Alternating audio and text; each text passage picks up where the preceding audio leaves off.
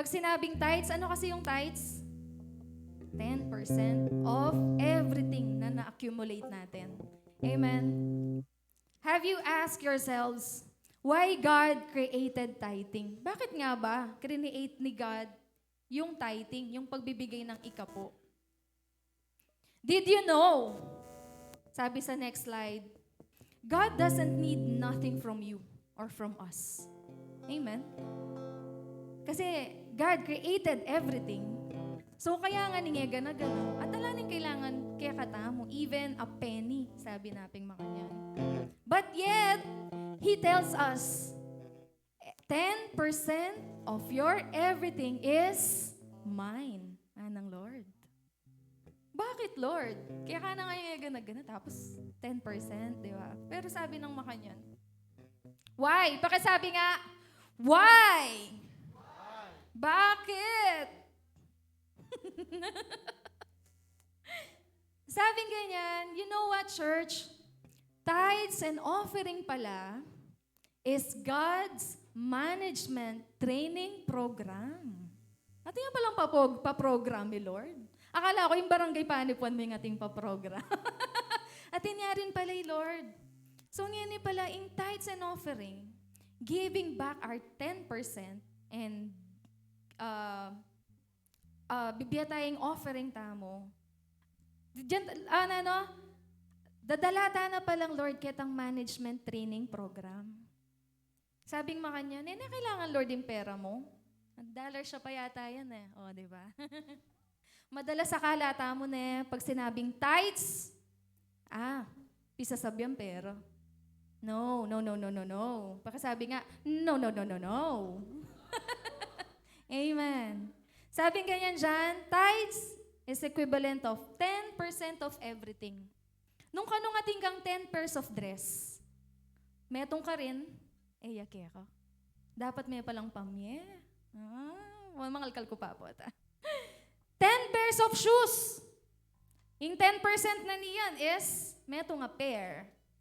So, kita nga pulong shoes mo pala kembale, metong ka rin palagi ako. Kasi 10%. Anong ating kang 10 oranges? Yung 10% na niyan is, metong. Amen? So, hindi porket sinabing tithes is pera na lagi. And that is why we have 24 hours a day. Naning 10% na niyan. 2 hours and 40 minutes doesn't belong to us pala. Ngayon madalas sasabihan tamo, oh Lord, ayaw ko makapag-pray. O 2 hours and 40 minutes doesn't belong to you, anang Lord. It belongs to me. Amen? Tithing it's not just about money. Pero 10% pala ng everything na a-accumulate mo, even our time. And palakpakan mo yung sarili mo kasi may expend kang time ngayon Ining time na yan, binyeme kang Lord. Amen? 2 hours and 40 minutes of every day of our lives. Kang Lord ya pala.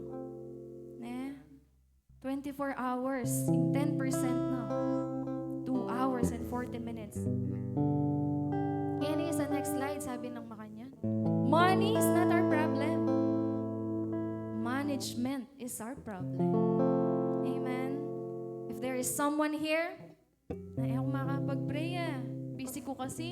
Ayaw makapag-devotion, busy ko kasi. Op. Remember, 24 hours in 10%, 2 hours and 40 minutes belongs to the Lord. Doesn't belongs to us pala. Amen?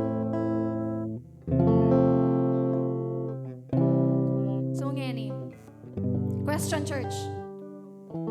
If God created everything, so buong 100% belongs to God. Amen? 100% kang Lord. Yeah, next slide. Ngini, itang 10%,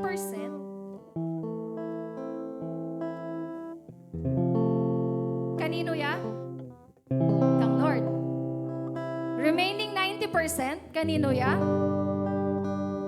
Kang Lord ya pa rin. Because God created created everything. 100% belongs to the Lord. Amen? So in total, magkano yan? 100% belongs to God. Pero, question, bakit kinakailangang i-instructa ng Lord na magleleng 10% if gana-gana kaya man?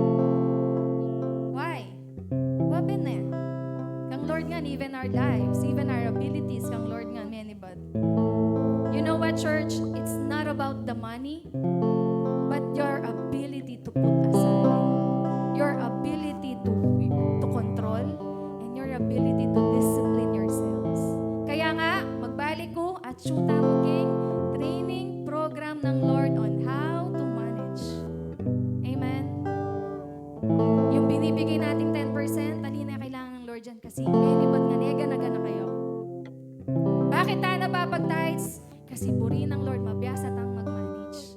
Mabiyasa tayong maging mag-disiplina king sarili tamo on how to control ourselves. Amen? God is after your discipline. Sabi ko nga, lagi kayong sasabihan ni kayong sarili ko that God is not after king comfort tamo. He is after king pamagmold na ning character tamo. Amen? So, let us ready our hearts as we bring back itang 10% kang Lord kasi at shoota mo king management training. Amen. Hallelujah. Lord, salamat. Thank you for this wonderful opportunity that I stand in front, Panginoon, to deliver your word, to deliver yung instruction mo ngayon. Lord, salamat. Right at this moment, if there is someone here, no atin pa kaya kami, Panginoon, hingi pa mababiyasa or atsupa king process ng pamag-discipline ng BME, discipline king pamag-bring back me king 10% of yours, even our time, Lord. Itang 2 hours and 40 minutes doesn't belong to us, O God. It belongs to you. Kaya, Lord, ala kaming excuses na hindi kami makapag-pray, ala kaming excuses na hindi kami makapag-devotion, makapag-training, makapag-attend and all.